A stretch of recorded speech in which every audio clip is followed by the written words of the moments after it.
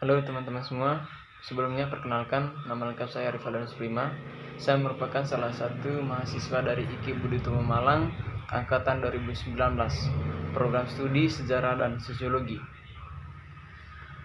Nah, teman-teman, pada video kali ini saya akan menjelaskan materi dari kelompok kami, yaitu kelompok 5, yaitu ada saya sendiri dengan NPM terakhir 002, yang kedua Sebastiani Halima, NPM terakhir 005, yang ketiga Angelina Reni Halus, NPM terakhir 042, yang keempat Mahbub Blestuin dengan NPM terakhir 030, dan yang kelima Wilhelma Balwawin dengan NPM terakhir 027.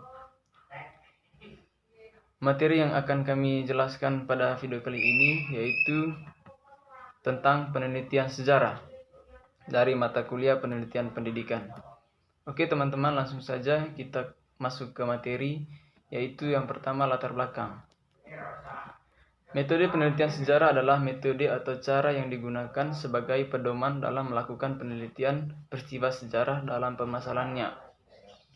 Dengan kata lain, metode penelitian sejarah adalah instrumen untuk merekonstruksi peristiwa sejarah atau history as past as quality. Menjadi sejarah sebagai kisah. Dalam ruang lingkup ilmu sejarah, metode penelitian itu disebut sebagai metode sejarah. Metode sejarah digunakan sebagai metode penelitian. Pada prinsipnya bertujuan untuk menjawab 6 pertanyaan, yaitu 5W+1H, yang merupakan elemen dasar penulisan sejarah, yaitu what atau apa, when kapan, where di mana, who siapa, why mengapa, dan how bagaimana.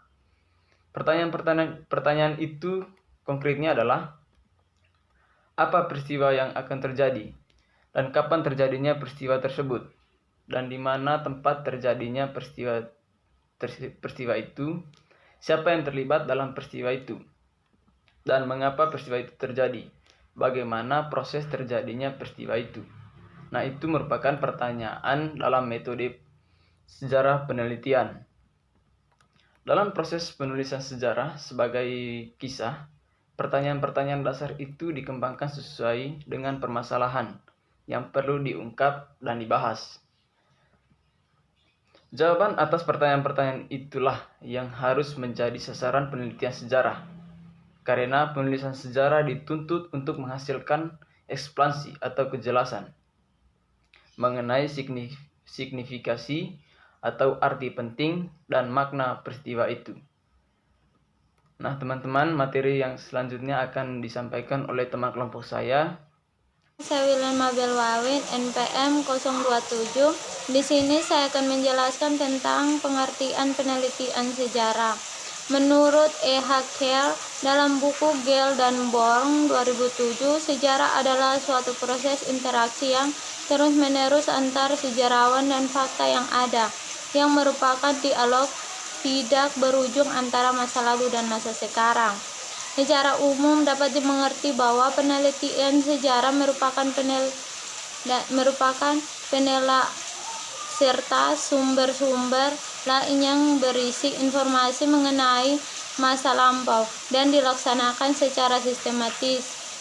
Dengan kata lain, yaitu penelitian yang bertugas mendeskripsikan gejala tetapi bukan yang terjadi pada waktu penelitian dilakukan.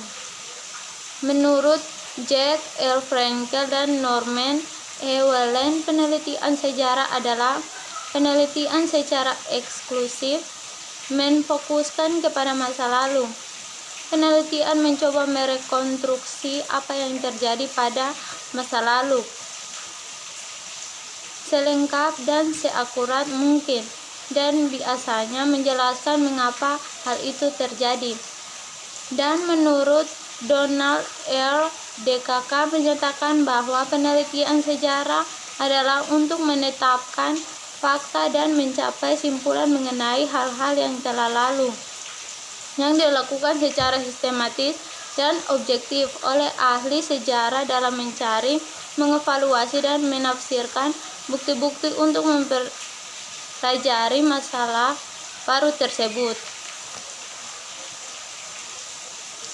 Berdasarkan pandangan yang disampaikan oleh beberapa ahli di atas, dapat disimpulkan bahwa pengertian penelitian sejarah mengandung beberapa pokok, yaitu yang pertama, adanya proses pengkajian peristiwa. 2. Usaha dilakukan secara sistem dan objektif. 3. Merupakan serentetan gambaran masa lalu yang integratif antar manusia, peristiwa, ruang, dan waktu. Dan yang keempat, dilakukan secara interaktif dengan gagasan, gerakan, dan intuisi. Itu saja penjelasan dari saya. Penjelasan selanjutnya akan disampaikan oleh teman saya. Baik, perkenalkan, nama lengkap saya Sebastian Halimah, NPM 005. Di sini saya akan menjelaskan materi tentang rencana penelitian dan pemilihan topik. Rencana penelitian itu harus dilandasi oleh wawasan mengenai permasalahan penelitian, baik permasalahan umum maupun permasalahan khusus. Penelitian sejarah untuk menghasilkan tulisan berupa skripsi, tesis, atau buku sejarah adalah penelitian ilmiah yang harus dimulai oleh perencanaan yang seksama. Perencanaan dalam bidang ilmiah harus mengikuti logika. Alasannya karena pada dasarnya suatu perencanaan merupakan serentetan petunjuk yang disusun secara logis atau sistematis. Petunjuk yang dimaksud adalah tercakup dalam prosedur penelitian yang harus dipenuhi. Hal-hal tersebut penting dipahami dalam membuat rencana penelitian, khususnya penelitian dalam rangka menulis skripsi, tesis, dan disertasi, karena diterima atau tidaknya rencana penelitian dan baik atau tidaknya hasil penelitian pada dasarnya itu tergantung pada perencanaan itu sendiri.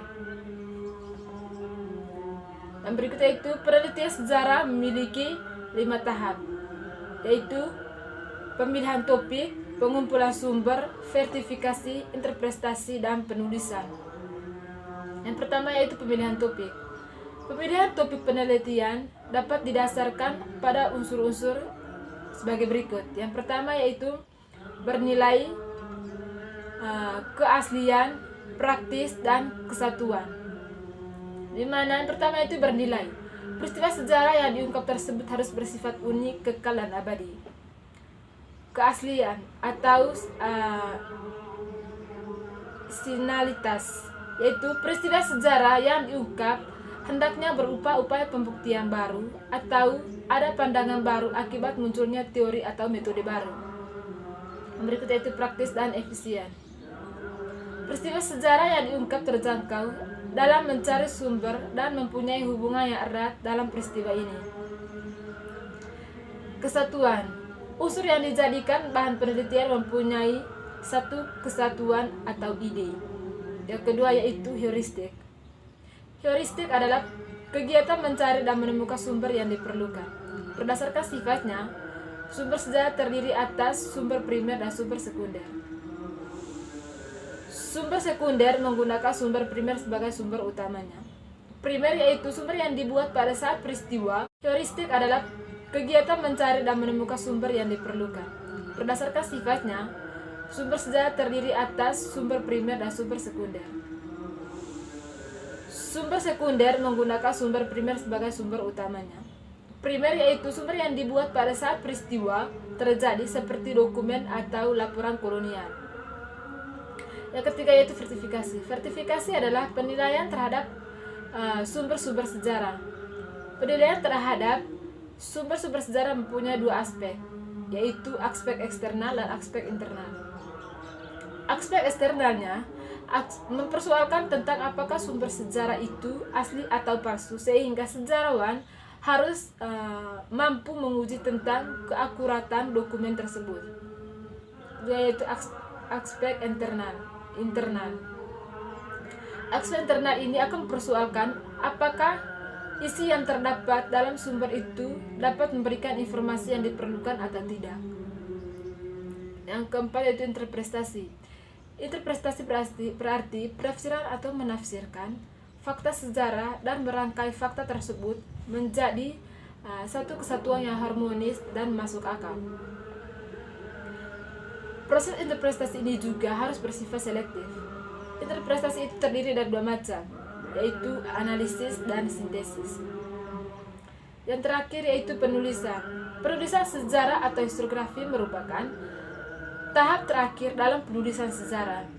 Penulisan sejarah dapat dibagi menjadi 3 bagian, yaitu penulisan sejarah tradisional, penulisan sejarah kolonial, dan penulisan sejarah modern. Baik, materi yang berikutnya yaitu jenis-jenis penelitian sejarah, di mana penelitian sejarah secara umum dibagi menjadi 4 jenis. Yang pertama yaitu penelitian sejarah komparatif, di mana penelitian sejarah komparatif ini itu dikerjakan untuk membandingkan antara faktor-faktor dari fenomena-fenomena sejenis ada suatu periode masa lampau. Yang kedua yaitu penelitian yuridis atau legal. Penelitian sejarah yang dikerjakan untuk menyelidiki hal-hal yang menyangkut dengan hukum, baik hukum formal maupun hukum non-formal dalam masa lalu. Yang ketiga yaitu penelitian biologis, di mana penelitian sejarah biologis ini itu dilakukan untuk meneliti kehidupan seseorang, hubungan dengan masyarakat. Dalam penelitian ini diteliti sifat-sifat watak dan pengaruh lingkungan maupun pengaruh pemikiran dan ide dari subjek penelitian dalam masa hidupnya, serta membentuk watak figur yang dimana selama hayatnya. Yang berikut yaitu penelitian bibliografis, mana penelitian sejarah yang dilakukan untuk mencari, menganalisis dari fakta-fakta yang merupakan pendapat para ahli dalam suatu masalah atau suatu organisasi. Itu dikelompokkan dalam penelitian bibliologis, atau penelitian ini mencakup hasil pemikiran dan ide yang telah ditulis oleh pemikir-pemikir para ahli. Baik, materi selanjutnya saya berikan kepada teman saya untuk melanjutkannya. Assalamualaikum warahmatullahi wabarakatuh. Saya Mahbub Lecoin dari jurusan Sejarah dan Sosiologi angkatan 2019. Di sini saya akan melanjutkan materi dari teman saya, yaitu tujuan penelitian sejarah. Tujuan penelitian sejarah menurut John W. Best adalah untuk memahami masa lalu dan mencoba memahami masa kini atas dasar peristiwa atau perkembangan di masa lalu. Menurut Donald Ari, tujuan penelitian sejarah adalah untuk memperkaya pengetahuan peneliti tentang bagaimana dan mengapa suatu kejadian masa lalu dapat terjadi serta proses dalam masa lalu itu menjadi masa kini. Pada akhirnya diharapkan meningkatkannya pemahaman tentang kejadian masa kini serta memperoleh dasar yang lebih rasional untuk melakukan pilihan-pilihan di masa kini. Sedangkan menurut Jacques R. Frankel dan Norman E. Whelan, tujuan penelitian sejarah adalah sebagai berikut. Sini ada 4 poin. Poin yang pertama membuat orang menyadari apa yang terjadi pada masa lalu sehingga mereka mungkin mempelajari dari kegagalan dan keberhasilan masa lampau. Poin yang kedua, mempelajari bagaimana suatu telah dilakukan pada masa lalu untuk melihat jika mereka dapat mengaplikasikan masalahnya pada masa sekarang. Poin yang ketiga, membantu memprediksi suatu yang akan terjadi pada masa mendatang. Poin yang keempat, membantu menguji hipotesis yang berkenaan dengan hubungan atau kecenderungan. Oke, baik, terima kasih. Oke teman-teman, mungkin itu saja materi yang dapat kami sampaikan pada video kali ini. Atas nama kelompok 5, saya ucapkan terima kasih banyak.